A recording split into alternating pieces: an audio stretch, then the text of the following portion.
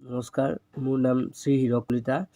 মই যোৱাকালি জালুকবাৰীৰ পৰা চান্দমাৰী কলনীলৈ আহি আছিলোঁ। আহি থাকোঁতে মই চান্দমাৰী কলনীত নামি মই বেগটো চাওঁ, মোৰ বেগটো নাই।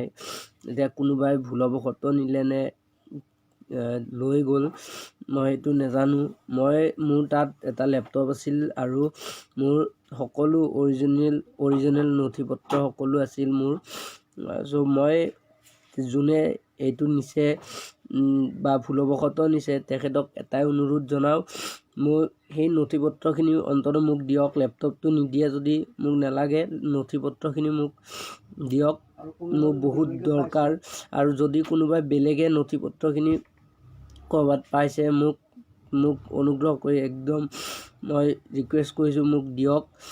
মোক নথি পত্ৰখিনি ৰাজগড়ৰ পেট্ৰল পাম্পটোত দি গ'লেই হ'ল, মই পাই যাম।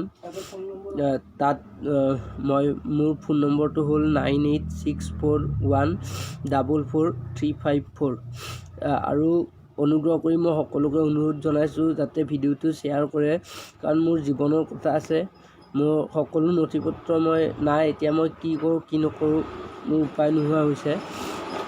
মই এইখিনি অনুৰোধ সকলোৱে যাতে শ্বেয়াৰ কৰি মোক সহায় কৰে, এইখিনি আপোনালোকৰ ওচৰত এইখিনি অনুৰোধ।